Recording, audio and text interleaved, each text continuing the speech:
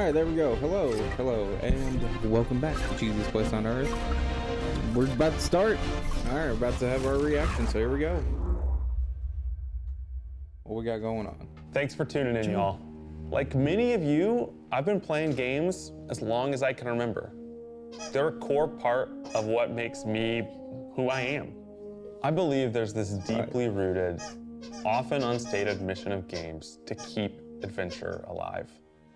In 2014, Bungie set out to start a new adventure. Heroes awakened on a desolate planet. A silent god set in our sky.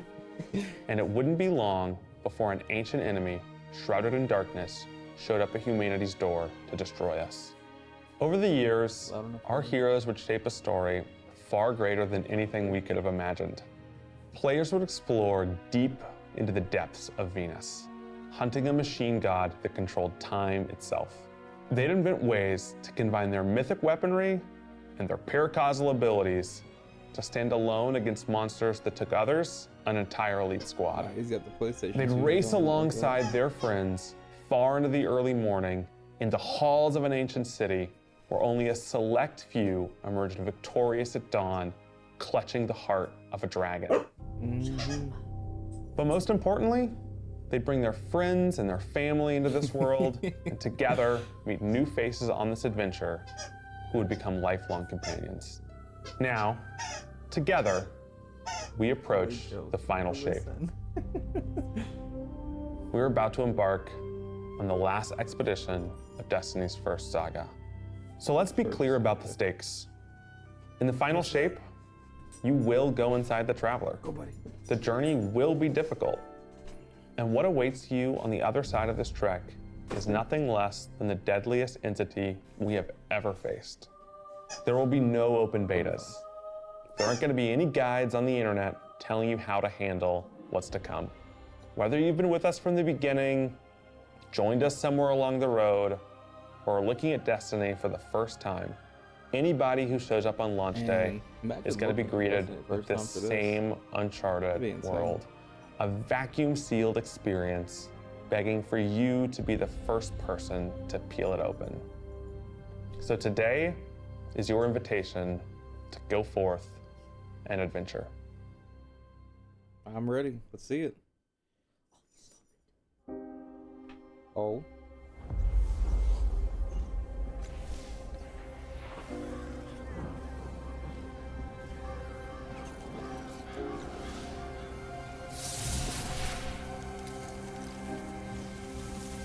After all these years, we never talked about it. Why I brought you back. Ooh. Why you were chosen. Whoa.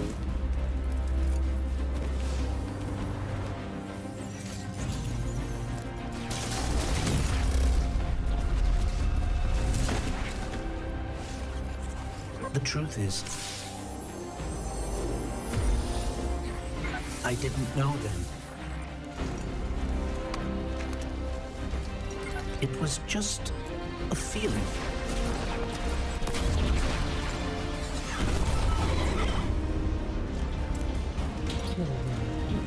What is that?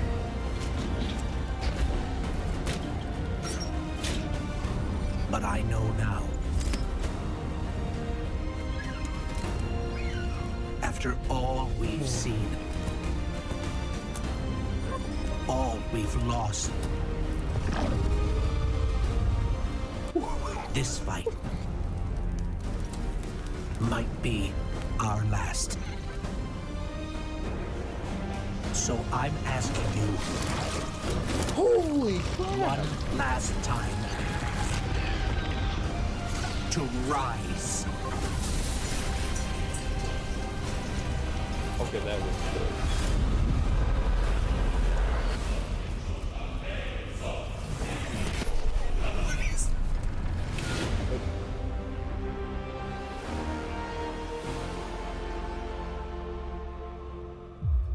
That was a battle axe. I didn't see a darkness up quest yet. This is a momentous time in Destiny history. We've been building to this moment for the last 10 years. The final shape is the conclusion to that journey. This is a moment in gaming that, as a developer, you just don't get very often. Guardians and allies are fighting the biggest threat that the universe has ever seen in this big culmination of the Light and Darkness saga. When we were thinking of what the final shape could be, it had to be a lot of different things. It needs to pay off this epic confrontation with the Witness that we've been setting up for years. It has to bring you closer to your allies in the Vanguard. It has to be this place that makes you feel nostalgic for the entire journey you've been on. When we were resurrected by Ghost at the very beginning of this story, we didn't know why, but it was for this. The Traveler is asking us for help. And it's our responsibility to protect every living thing in the universe from what the Witness intends to do. When we first start the final shape, we are finally able to go through the portal that the Witness opened in the Traveler at the end of Lightfall. Inside is the Pale Heart of the Traveler. That is the stage for our showdown with the Witness. The Witness has the darkness. It has always had a connection to it. The Pale Heart of the Traveler is what it's trying to use to gain connection to the light. So with both, it can enact its final shape. The Witness looks around and sees a lack of purpose, no meaning. It wants to fix all that. So it's trying to put the universe into this frozen perfection where everything's just exactly how it thinks it's supposed to be. That is the final shape.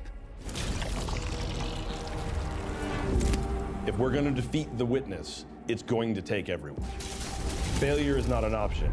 We're gonna need the Vanguard, all of our allies, and all the Guardians to rally together and be brave in the face of Oblivion. In the final shape, we're going to answer questions at the grandest scale. But what I find really interesting is that it's also a very personal journey where we deepen our relationships with these characters that we've known for so long. Zavala, Ikora, our Ghost, get to reconnect with Cayde 6. So, while there's this great conflict and everything going on around us and stakes of just unimaginable heights, it's still at the end a story told around campfires by a bunch of companions who have been fighting together for hundreds of years. Disney portfolio.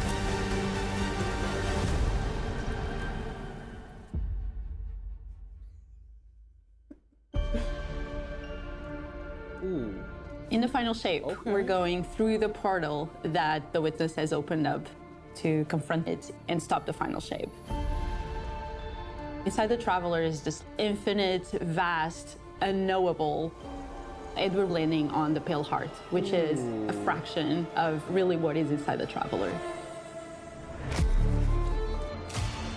The Pale Heart is weird. It's a little strange, it makes you feel a bit uncomfortable, and it is also just so cool and artistic in the best way. The Witness entered well ahead of any Guardians, and so it's had time to kind of shape what's there. When our Guardian enters, the rest of the Pale Heart starts getting shaped also around what we've experienced. This is the Traveler recreating the world in front of you as it saw on your journey. One of the most memorable locales from Destiny's past is the D1 Tower. It's really a labor of love from the Destiny team.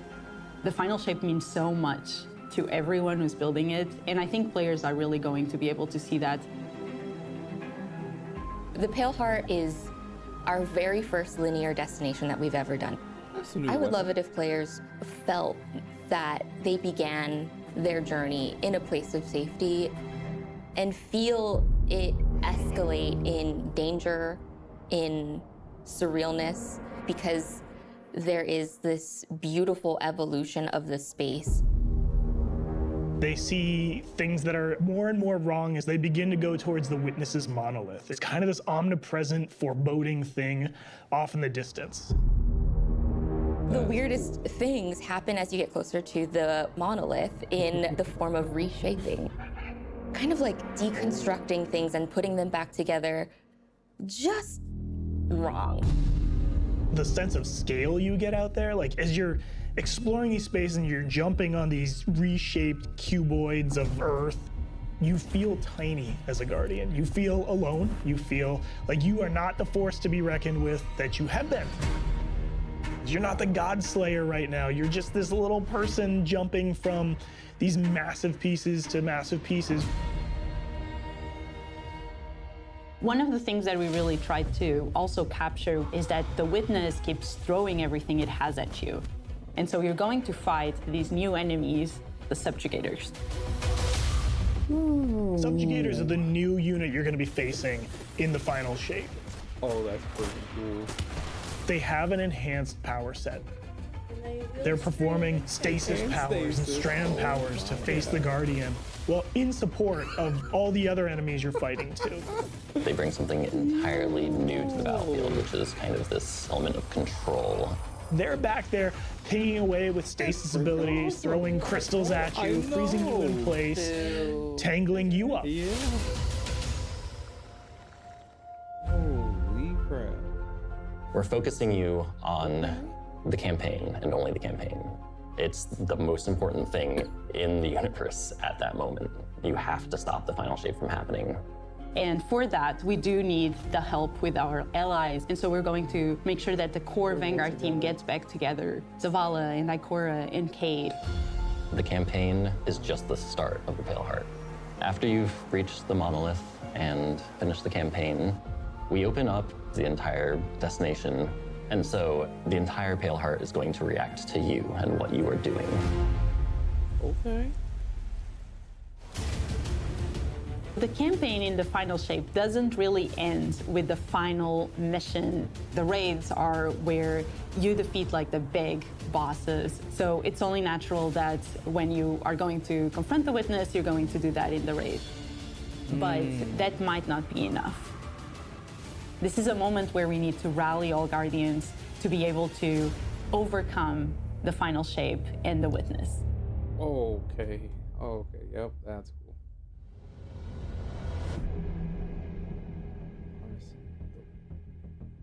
In the final shape, we are inside the Traveler, very close to this energy. This allows us to have new supers, Arc, Solar, Void. We want to create something that turns you into an offensive powerhouse, but also can benefit your allies in a support capacity. There is this thread of team play and like working with your friends to overcome the odds. All the battle The Warlock Super is this ultimate expression of solar energy coursing through your Guardian. This Solar Warlock Super is a callback to Radiance from D1. Other than Golden Gun, this is the only other first-person super in Destiny right now. Your melee's like all these projectiles going off, doubling the amount of projectiles. Your grenade almost being sentient as it searches around, and then it hits a character and bounces off and goes to another one. And you're so overflowing with this energy that you are also giving it to your allies, allowing them to have their solar weapons supercharged, applying Scorch when they're shooting. The new Solar Warlock aspect, when I cast my Rift, it is going to create this little solar soul that when it sees an enemy, it launches part of itself out and hits the enemy and explodes and scorches them. It just feels very alive. That is awesome. Twilight Arsenal. It's a layered super. This is the only ranged one-off offensive super for Titans in the game. The Titan jumps up into the air, summons this giant void axe, throws it, summons another one, throws it, summons another one, looks at a different group of enemies, throws it. And when these axes fly through the air, they stick into the ground or an enemy, do their void gravity thing where they suck a bunch of energy and enemies in and then explode. But that doesn't destroy the axe. The axe sticks around and you and your allies can go and pick up that axe and start wailing on enemies with it. This super is insane to me. The Void Titan aspect, I press and hold my grenade button to consume my grenade and turn it into the shield. The more damage it takes, the more it charges up, and then I can release that, and it creates this blast that deals massive damage. Oh my god. It's The Hunter Arc Super. Arc is all about finding the shortest distance between 2 points. The hunter kind of rears back, takes this knife and throws it across the world, and then is able to blink to its position, do the slash that just decimates anyone nearby. One really great thing about that is not just you do it once, but you're able to do it 3 times, along with devastating attacks each time you do it. The hunter has an aspect. We take our staff, we twirl it in the air, which propels us upward. It creates this burst, which amplifies you and any allies near you. It almost makes it feel like you're playing a fighting game, right? Like these combos that you're chaining together to do these different moves. It like takes that sandbox to the next level. The more aspects we have, the more capable we are to do that. It feels like you're like riding the lightning, you know? Like that instantaneous, like... That was good, but I think it's more like... You know? I like it, I like it.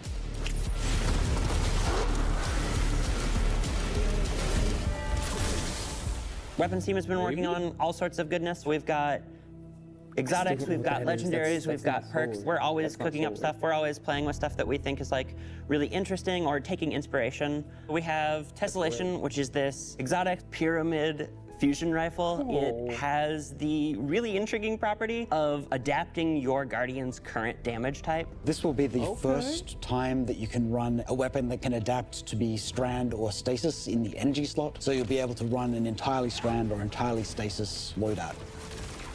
Tessellation has the additional property that you can special reload to reshape your grenade and suck it into the weapon, and then fire out a super destructive single projectile.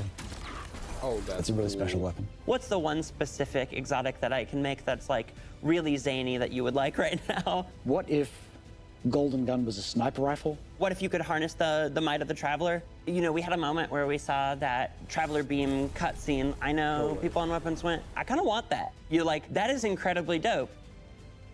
So we've got this opportunity to bring back these iconic Destiny 1 weapons, but really turn it into something that feels unique in Destiny 2. We have to bring Khvost into the fold. The Red Death exotic pulse rifle. And Dragon's Breath. Burn the world, burn it all. In the final shape, we have new weapon subfamilies coming, broadening what existing weapons can be. Really, like, bordering on exotic functionality. So, for example, we've got a rocket pistol sidearm subfamily. We always liked the special ammo sidearms. This fires tiny, slow-moving rockets. They hit very hard, do a bit of AoE damage. That's cool. They have a mixture of regular weapon and rocket launcher stats. We're also doing a new support weapon subfamily. The support frame auto rifle is a type of legendary auto rifle. It'll let you switch seamlessly from firing at enemies to healing your allies. I'm really excited to bring it to dungeons and keep my team alive, honestly. Weapons team is always coming up with new ideas. We've got a ton of new cool stuff coming over the next few years, and some new and really wild ideas, which we're pretty excited about. Next few years. Come on, take a load off. We've got a lot to cover. This place is only big enough for one dashing hero type, and that's me, so... I'm back! Hey, you two, give me a sec. I was magnificent. This is great. Anyone want a hug?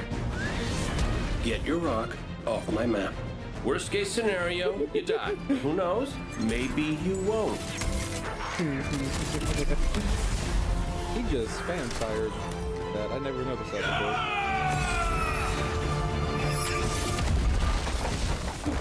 before.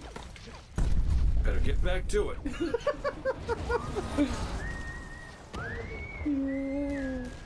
I love it. In this moment where we're driving to the end of the Light and Darkness saga, it's great to see Cayde like return to this world at this moment with all this change about to culminate with this confrontation with the long-standing enemy, the Witness. Cayde is the quintessential hunter. His presence casts such a long shadow over the story of Destiny, whether it was when he was alive or when he was dead. What Cayde goes through in this journey, how he serves as a catalyst for the other characters, the events that are uncovered to have brought him back. This is how the story had to end. There was no end to the Light and Darkness saga that didn't have Cayde here alongside his friends to finish the job. Once we started digging into the nature of the Pale Heart, I think that crystallized Cade's role as a guide. Cade is Virgil, and he's our guide through this other place. Cade is the one who is the most appropriate person to be the guide, because that's his job. That's always been his job.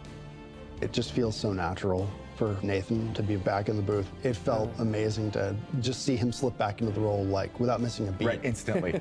In the flesh, or metal, as it were. Cade's the glue that's always held Zavala and Ikora together. Having him back puts them in a position of questioning where they've been and what they've done without him. You think about the journey that Zavala's been on and how he's been taken down this dark path, and you think about the weight that's been on Ikora, having to hold the Vanguard together, having Cade's voice of levity and brightness that he brings to that group, I think is going to be great for them. Well, at least we have each other. We want people to take away that sense of reunion and that idea of like the gang being back together for this moment. I'm here now. Wherever the hell here is.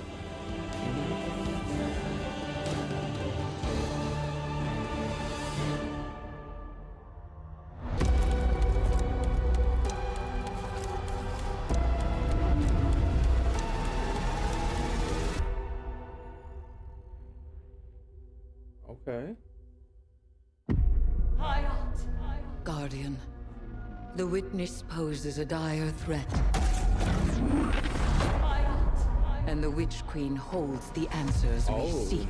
This season. But only if we contend with her sister, Xivu Arath. It rests with me. Will you come back from this? Do not be afraid.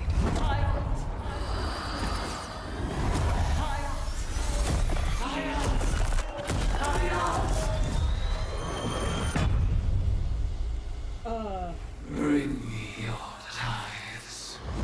Oh my god. Now wield hive magic and have entwined it with your light. Assault the Spire, Guardian, and open the way to our tides.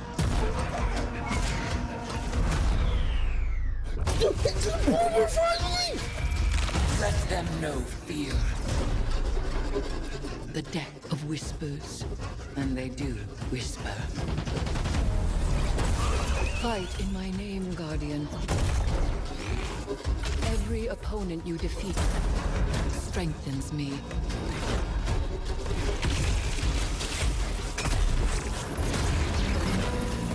My appetite rises for your brutal tribute.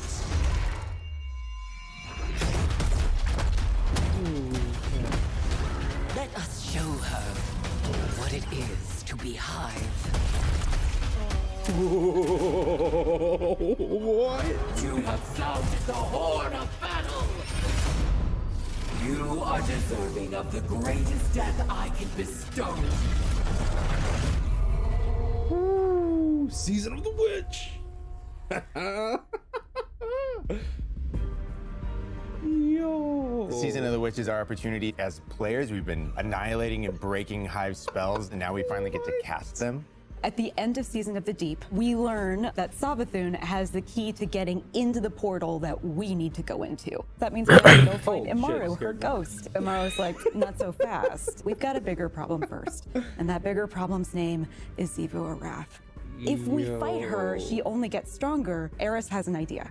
It's a really good It's idea. a wild ass idea, yeah. She determines like, well, the best way to fight fire is with fire.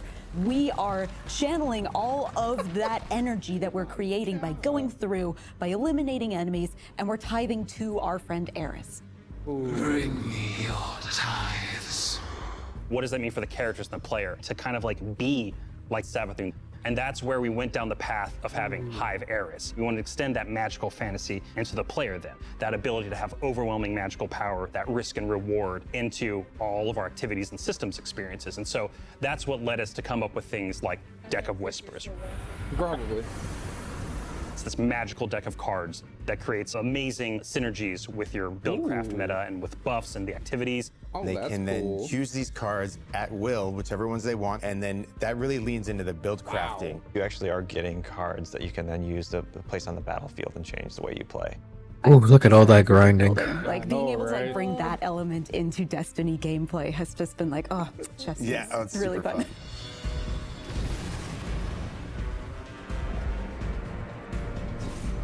So we've got 2 brand new seasonal activities coming with Season of the Witch. We've got Altars of Summoning and Savathun's Spire. Savathun's Spire is our new 3-player offensive. You're doing a lot more with the Lucent Hive magic, but it's got a high amount of combatant density. It's got additional random encounters that you can come across. The Witch's Spire itself, Savathun's Spire, was like her reliquary for all these different magical experiments as she was learning the light. You're there in order to learn as much as you can in order to become a master spellcaster, right? To become like Savathun. Okay. The Altar of Summoning's activity is really exciting because you can spend like 20 minutes in it or you can spend 2 hours in it. It's a 3-player experience that you can hop in and hop out of. As you're going through this activity, you're filling the tithing bucket. As that tithing bucket is filled up, you'll get progressively more rewards. And then finally at the end, it'll cash out and you'll get a whole mess of rewards. Ooh, okay. Ooh, that's good. We really wanted to make sure that there was a home for any exotic mission content coming in seasons after the year has passed. And so we developed what we're calling the Exotic Mission Rotator. Right away, we're getting Presage, Vox Obscura, and Operation Seraph Shield. This is some of the most fun content the team has making. It's some of the content the fans and players of Destiny love the most. The most exciting thing, outside of just the missions themselves, is that every time we put a mission inside of that rotator, the exotic that comes alongside of it will become craftable.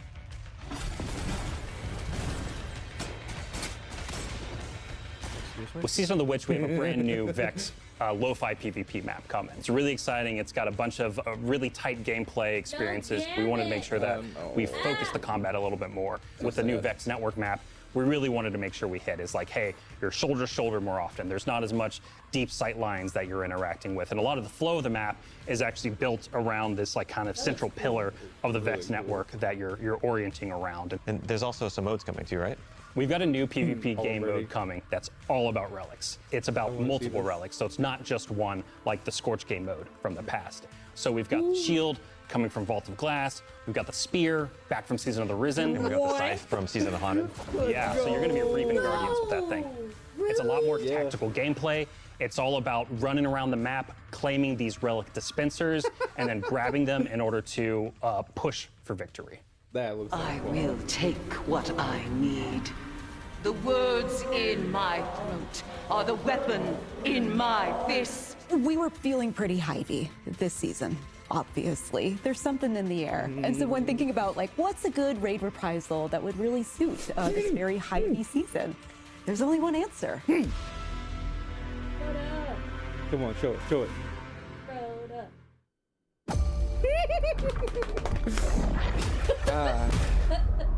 I have seen what the Hive call a god.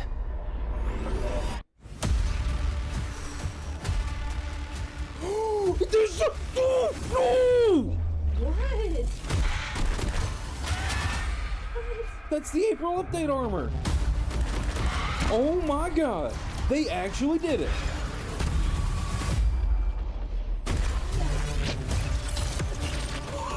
Only a true weapon of the light can stop his wrath. They haven't done that with either of the other raids.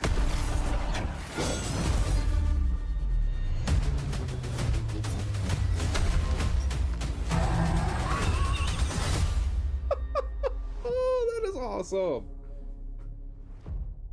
Ooh. Well, that's a cool ring. Ooh, yeah.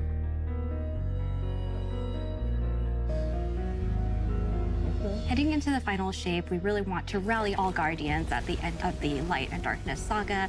We want to reduce those power barriers as well as catch people up on key story beats and make sure that they have a really great and easy time connecting with other players. In the final shape, we're trying to find ways to make power more simple and easy to understand and also lowering the barrier to entry. It's going to make it easier for players who have not been able to jump into game easily because they were held back by the challenges in grinding for the power levels that are required by these different activities. One of the major changes that's going to be happening starting with the final shape is there are going to be a certain number of activities that are going to be power fixed. So it doesn't matter kind of what power level you are going into it, you're always going to be able to approach it. There's still going to be tiers of difficulty that you can do, things that are just meant to be experienced a certain way. Things like Nightfall strikes that will still have power enabled, and that's where we're really going to focus the whole power climb. The raids, the contest modes that everybody loves to engage with, that experience is fundamentally going to be staying the same. I'm excited for this because I think there will be a lot more clarity for players in terms of understanding the relative difficulty of things, where they sit now in the spectrum. One way that we're trying to do that is making it easier for new players to engage with you. So we're introducing something that we're calling Fireteam Power. You can actually bring your friends along to play any dungeons and raids in the game without having to wait them to be at a certain power level.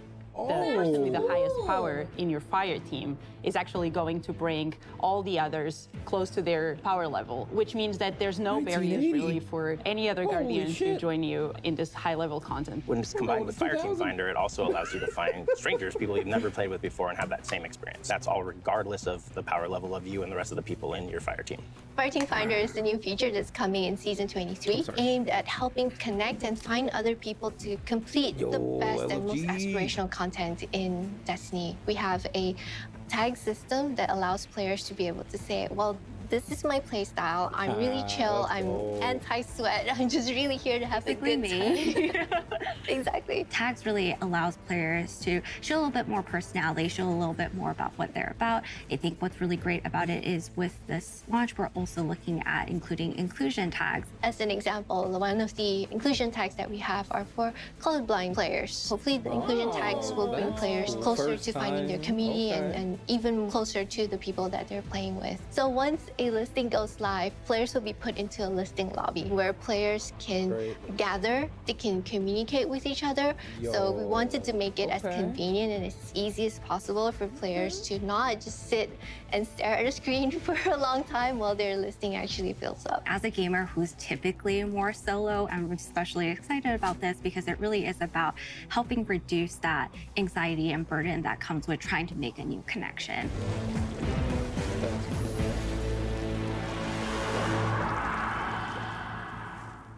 The feature coming out today that I'm incredibly excited about is Timeline Reflections.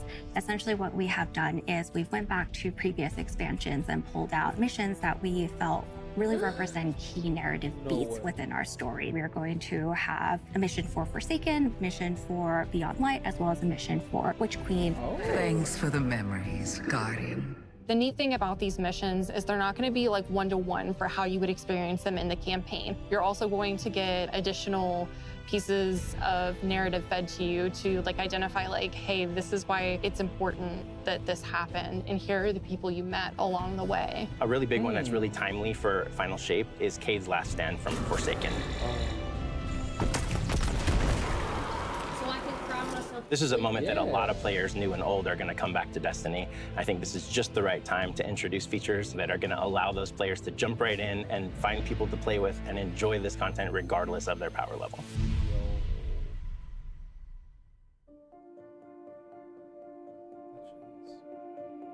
We're reaching the end of this 10-year journey. What comes next? The episodes. And the new way we're going to tell stories moving forward. What's really important about episodes is that it's a really big shakeup to what we've been doing. Instead of providing 4 seasons a year, you are going to get 3 larger episodes. And so the first 3 episodes in this coming year are called Echoes, Revenant, and Heresy. It's coming right after the Final Shape.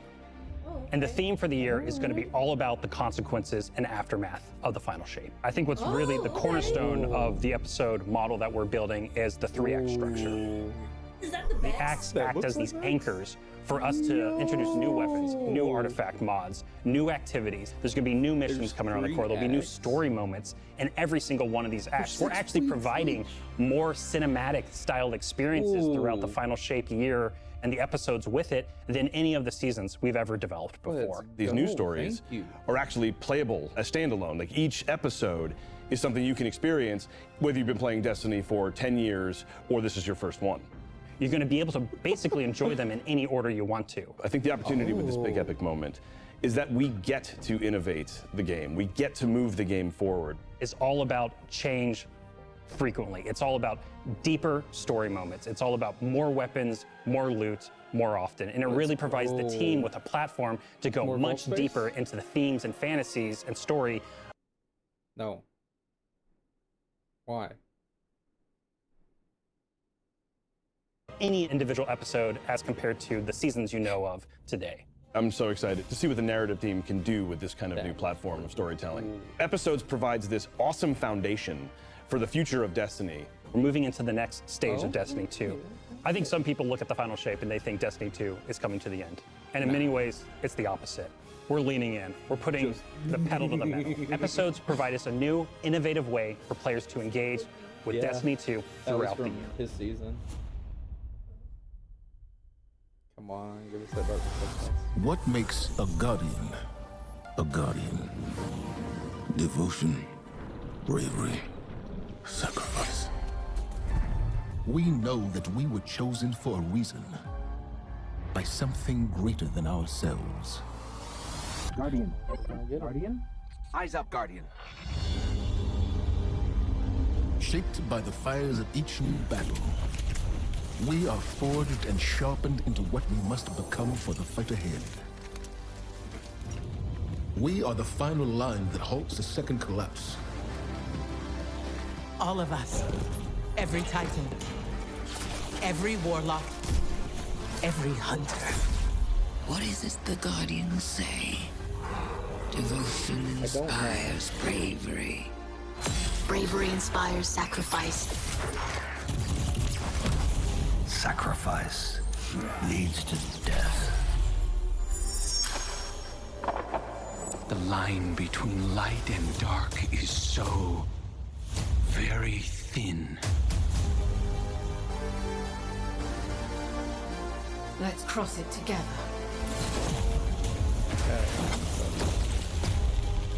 There are things out in the dark that only the dark can overcome. Trust me. You've heard the stories of the Traveler's sacrifice, of darkness descending upon humanity.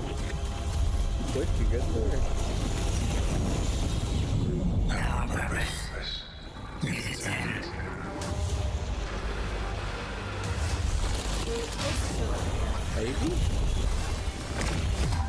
This time, there is no escape.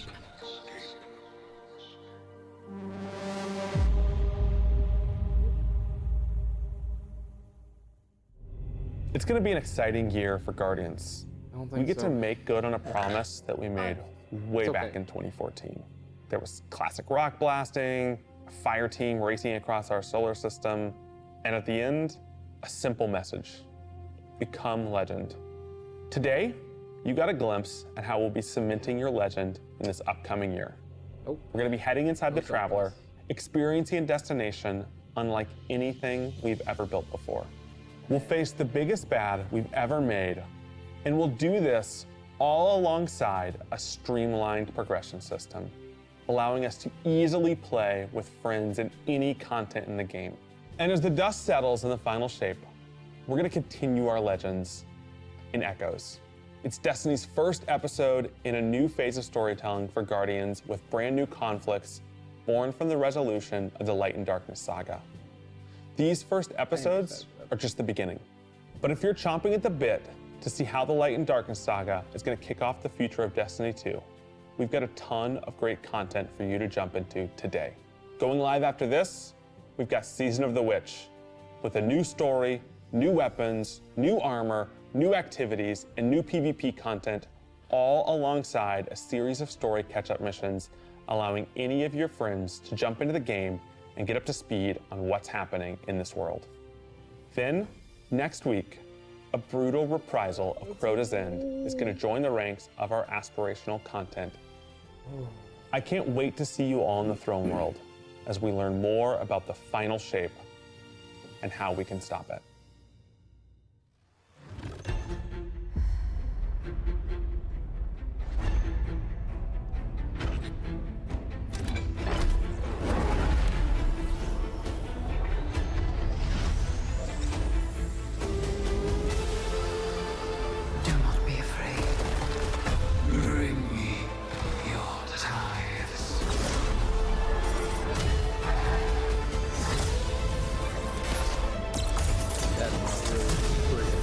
After all these years, all we've lost,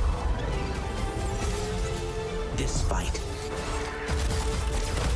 might be our last. So I'm asking you to rise one last time.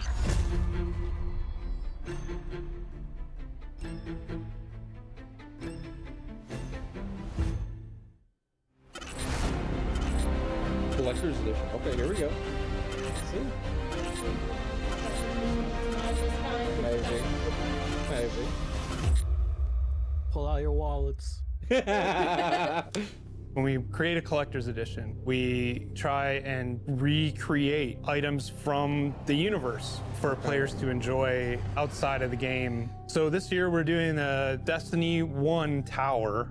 We really try to work hard at thinking about 10 years of Destiny and how best to encapsulate that experience. Even as the game dev who've worked on it since day one, like I think having it be the tower is super exciting for us because it's going to kind of catalog your journey of a player from when you first started playing Destiny all the way to now. The tower, it's kind of like the beacon in which you're a place you can call home.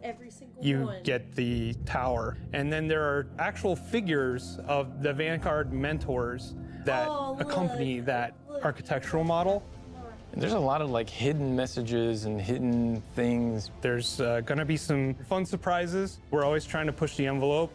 And so we've been playing a lot with magnetic locks and sound effects and lights, just sort of make this experience as a whole really special. It's sort of the perfect symbol of Destiny. I'm so excited for it. Me too. No, I don't. No, I get this. Because you got every single one. This one's mine this time. I actually get one. 227. Okay, got it. Let's go. For that week then. You got every single sticker on every single frame order. That time I got no stickers. Oh man, well that was awesome. Upset there's no new Darkness so quest though. We got it.